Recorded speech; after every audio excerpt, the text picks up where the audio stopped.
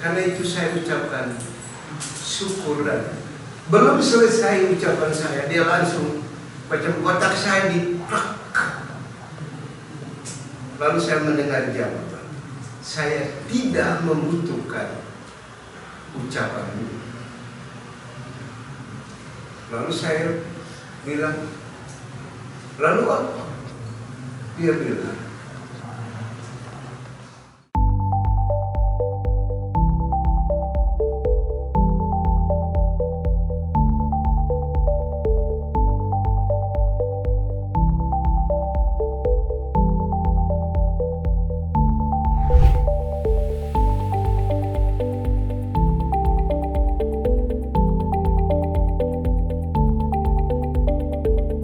kalau yang Katolik yang sudah ke gereja hari ini, ya, mereka menjelaskan Injil itu sebagai ucapan syukur.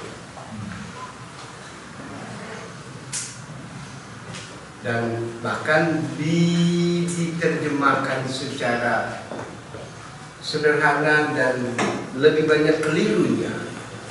Syukur itu adalah berkata-kata, berdoa.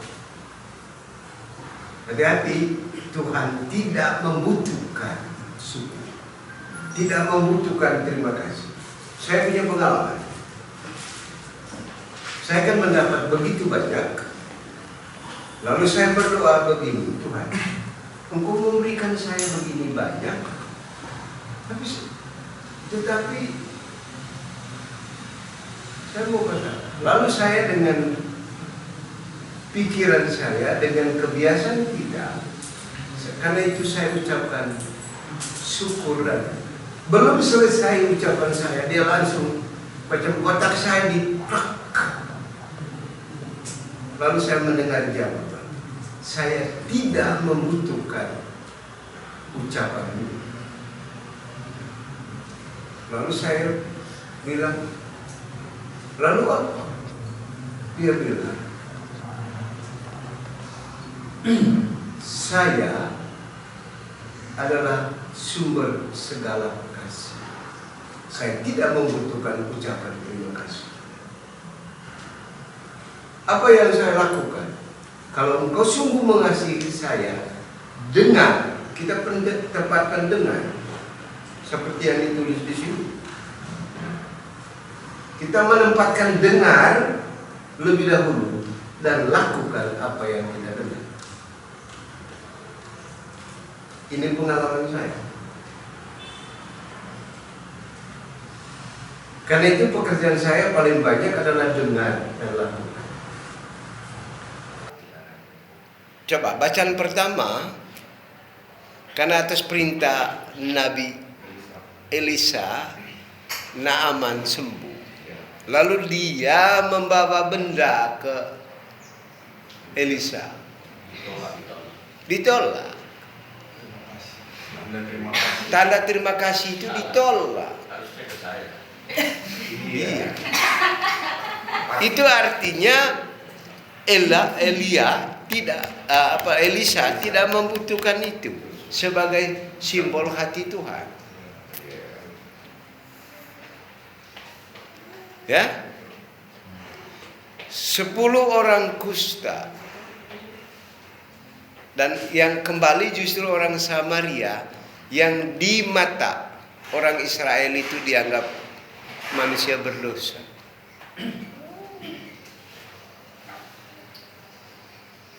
Ya, hati-hati menempatkan orang lain dalam dikotomi kita baik, orang lain berdosa.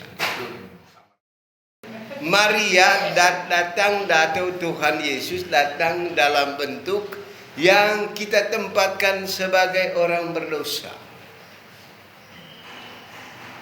Ya. Yang kita tempatkan sebagai orang yang menjengkelkan. Seperti orang Samaria. Hati-hati. Ini pesan penting dari bacaan itu. Ya. Jangan sampai terlalu dini kita menilai orang. Kemudian orang Samaria itu tidak pergi untuk mengucapkan syukur. He said nothing. Tapi yang berbicara siapa? Yesus. Bukan orang Samaria yang berbicara kepada Yesus. Bagi dia menyerahkan totalitas diri itu yang penting, bukan kata-katanya. Bahwa dia datang dengan kaki tangan lengkap. Ya? Bukan kata-katanya yang sampai ke Yesus. Tapi yang tiba di Yesus mulai dari kuku yang jelek, ya, yang belut yang tidak pakai lipstik, bibir yang jelek yang tidak pakai lipstik, kuku yang jelek yang tidak pakai kuku teks, kaki yang jelek yang tidak pakai sepatu. Dia datang kepada Yesus karena totalitasnya, hidupnya itu, bukan kata-katanya. Yang disampaikan oleh diakon tadi di sana kelihatannya kata-kata doa. Hati-hati. Lalu karena dia datang dengan seluruh dirinya, maka Yesus yang berbicara. Di manakah? Bukankah 10 orang yang disembuhkan? Di mana 9 orang? Lalu kami orang bahasa, itu pertanyaan itu bukan untuk mendapat jawaban. Di manakah 10 orang? Dan dijawab tidak. Kenapa tidak dijawab? Karena memang pertanyaan itu untuk bukan untuk mendapat jawaban dengan kata-kata dan 9 orang itu. Itu sebenarnya pertanyaan perutusan.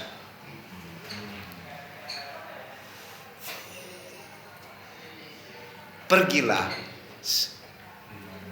Nah, sekarang supaya Bapak engkau katakan kepada mereka 9 orang.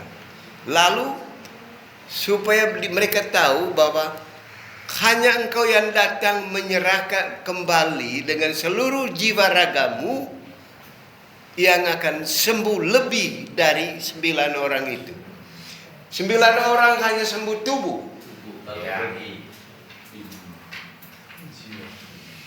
Satu orang itu yang jiwanya sembuh.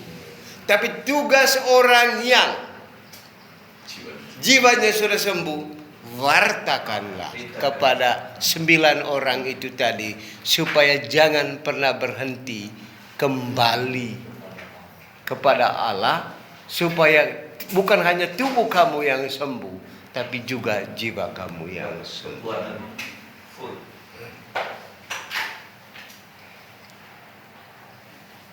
Dan sebenarnya banyak yang sudah terjadi di SKK. Orang yang hanya mencari kesembuhan tubuh, dia hanya sembuh tubuh, tetapi belum tentu dia bersuka cita. Tapi yang datang terus menerus, dia mendapat kesembuhan jiwa. Tapi tugas kita terus. Sekarang, oke, 9 orang, perintah Yesus. Pergilah, tunjukkanlah dirimu kepada para imam. Sekarang kita tunjukkan dirimu kepada siapa? Pada imam tadi.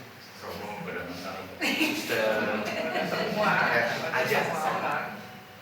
Iya. Jadi tunjukkanlah diri. Ini kusta saya disembuhkan oleh Yesus. Kita kan tidak perlu tunjukkan itu. Tunjukkanlah sukacitamu. Kemanapun kita pergi, kita setia dengan sukacita. Karena jiwa kita sukacita. Konsisten kita dengan sukacita. Sukacita. Jadi kita menunjukkan sukacita.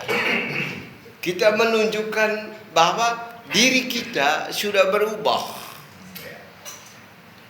Dengan rajin, dengan jujur, dengan terus bertumbuh dalam kebaikan. Itulah syukur yang Tuhan kehendaki. Karena kalau kita rajin, bukan hanya dengan mulut. Ya? Ya kan? Dengan sukacita itu bukan hanya tertawa. Tetapi gerak kita itu tahu bahwa orang ini semangat sekali. Itu bagian dari sukacita. Orang ini rajin sekali dengan kerja dengan apa? Senang. Itulah sukacita. Inilah yang Tuhan kehendaki. Melalui bacaan hari ini. Karena kita. Tapi yang paling penting juga, yang tidak kalah penting, mengapa mereka sembuh? Bukan karena mereka tunggu di tempat. Tuhan tidak bersabda dari jauh. Padahal Tuhan sangat berkuasa. Ya kan? Dia kan tahu di mana ada orang kusta di muka bumi ini. Dia tahu di mana ada orang stroke di muka bumi. Mestinya dia dari surga pakai tongkat saja. Hai orang Batak, kau sembuh di sana.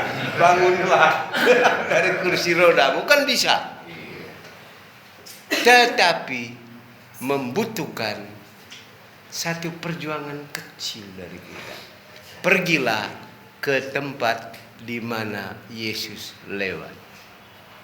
Karena Yesus lewat di antara Samaria dan Galilea. Kenapa dia lewat di antara? Coba. Kiri kanan. Menyatukan dua yang satu menganggap diri lebih, satu menganggap diri rendah.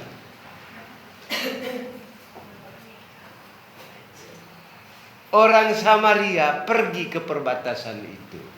Orang Galilea pergi ke perbatasan itu. Di daerah perbatasan itulah kita. Dan kita mengalami perjumpaan dengan Yesus. Jadi kalau mau bertemu dengan Yesus, kita pergi. Yesus selalu berkeliling. Tapi pergilah ke jalan tempat dia lewat. Jalan mana yang Yesus lewat?